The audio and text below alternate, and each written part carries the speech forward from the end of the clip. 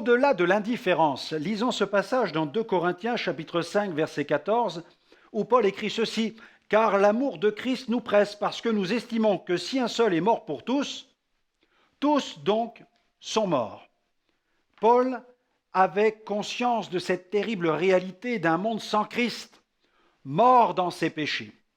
L'Église de Jésus-Christ doit prendre conscience de l'enjeu des événements actuels, les guerres, les conflits ethniques, le terrorisme, l'apostasie, l'immoralité, la famine, la pollution, la destruction de la couche d'ozone, le réchauffement climatique, la fonte des glaces, la montée des eaux et la persécution grandissante sont autant de signaux d'alarme qui doivent nous réveiller et nous booster dans l'évangélisation. Jésus est à la porte, mais n'oublions pas que son retour est conditionné à un autre signe, l'ultime, celui d'un vaste mouvement d'évangélisation à l'échelle mondiale. Gloire à Dieu. Dans Matthieu 24, 14, Jésus a dit « Cette bonne nouvelle du royaume sera prêchée dans le monde entier pour servir de témoignage à toutes les nations. Alors viendra la fin. » Ne nous laissons donc pas décourager par cette ambiance d'indifférence qui gagne la plupart des pays riches et principalement ceux d'Europe de l'Ouest.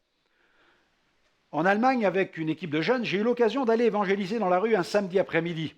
Mais quelle ne fut pas ma surprise de découvrir une foule de gens des plus cosmopolites affichant les looks les plus divers, hard rock, gothique, djellaba, des robes Hare Krishna, etc.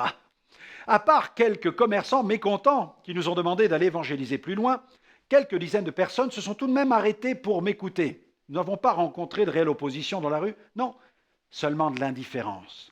Mais dramatiquement, cette muraille de l'indifférence est souvent l'une des plus difficiles à renverser, surtout quand elle domine au sein de l'Église. Que le monde soit indifférent, on peut le comprendre, mais quand c'est l'Église du Seigneur, c'est criminel. Quelle hypocrisie flagrante lorsque le dimanche, des membres d'Église sont disposés à passer des heures dans la louange, les mains tendues vers le ciel, et qu'ils ne sont même pas capables de parler de Jésus à une seule personne dans le courant de la semaine. Souvenons-nous du sévère reproche que Jésus adressa aux pharisiens. Dans Marc 7, versets 6 à 9, il écrit « Hypocrite, Ésaïe a bien prophétisé sur vous, ainsi qu'il est écrit, ce peuple m'honore des lèvres, mais son cœur est éloigné de moi. C'est en vain qu'il m'honore.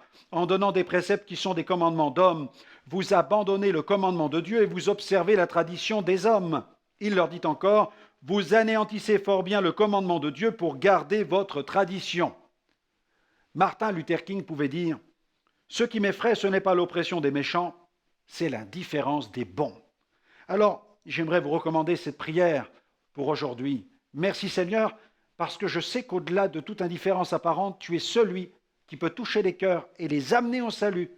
Que ton nom soit béni.